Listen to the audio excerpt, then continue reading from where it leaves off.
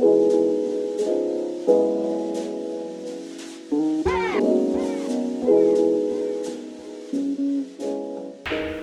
guys, it's Levi Gates for the Rag Company, and welcome back to DETALKS. With me, Mr. Jason Killmer of KXK Dynamics. How are you, man? Good, good.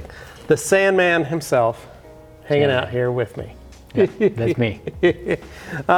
This one we kind of wanted to talk about wet sanding tools. Obviously, KXK sanding blocks, rid sticks, palm blocks. Is there anything else, though, short of a complete Jason Killmer sanding block Custom set? Custom set. Obviously, sandpaper. You need sandpaper. Yeah, we need that first. You've got a coating thickness gauge here. This is just a standard... Or paint thickness gauge, I should say. Yeah. And that talk a little bit about the things that this helps you do and the things that you also need to remember it doesn't do. Yep. So again, it's only a gauge. So it gives you a generalized idea, and that's all it should do. Don't rely on it completely because it will fail you. Don't ask me how I know that.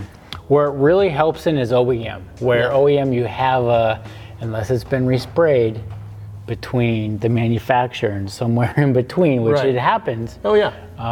That's not on the Carfax report.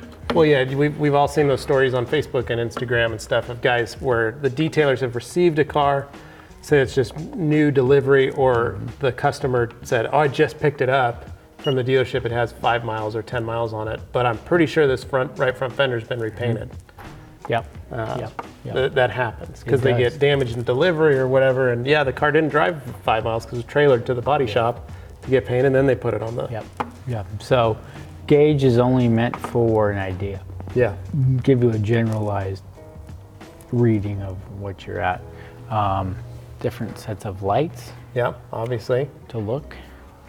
And one of my favorites is the guide coat. Dry guide coat. Dry guide coat. And what's the purpose of the guide coat? So guide coat is a sheer visual aid on knowing that your previous grit scratches is removed with the following grit. Okay. So because it'll leave an impression of so basically you've created a valley. And then you put the guide coat over and it fills that valley. It actually fills in and goes into the scratch. So that scratch is only removed by sanding with the next following grit. So say if you sand with the 1500, then you sand with the 2000, you guide coat it when it's dry, not when it's wet. You sand the 2000 grit, or your 1500 grit with 2000, you get rid of all the black that it leaves, or the white. Depending on which white. So if you're on black paint, a black surface, the scratches will show up white on top of the surface when you powder it, because it's leaving that, and vice versa on a lighter color.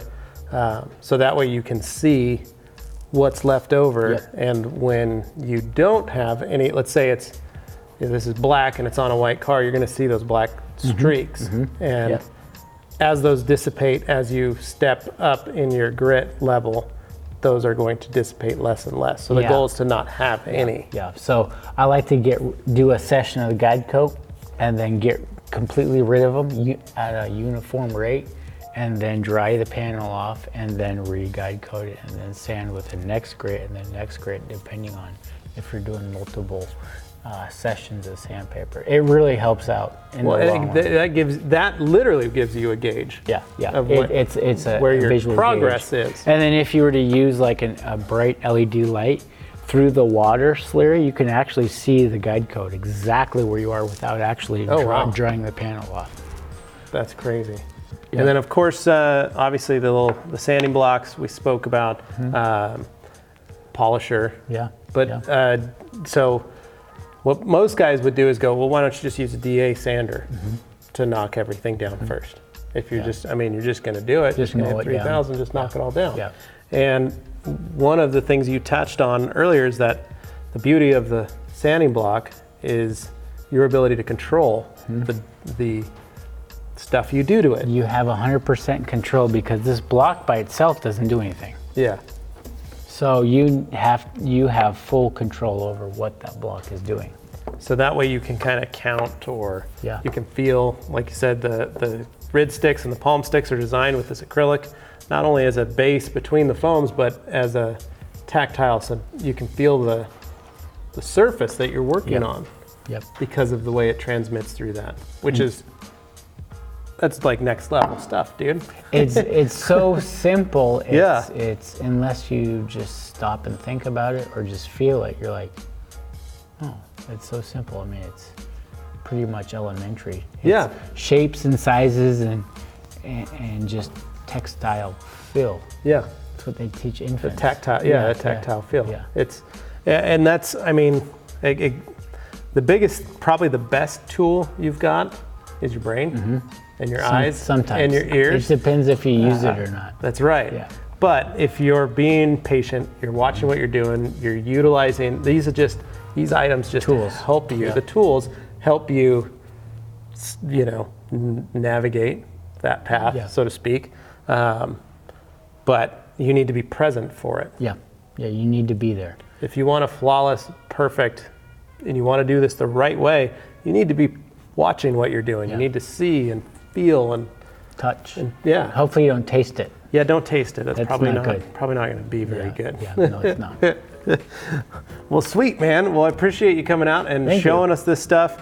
If you're interested in the rid sticks, we've got them at theragcompany.com. You can go and pick some up. And Jason, man, as always, I appreciate you coming out to be here. Thank you very much. Just a wealth of knowledge. If you want to find out more, check out KXK Dynamics on Instagram and Facebook. Check out Jason Killmer on Instagram and Facebook.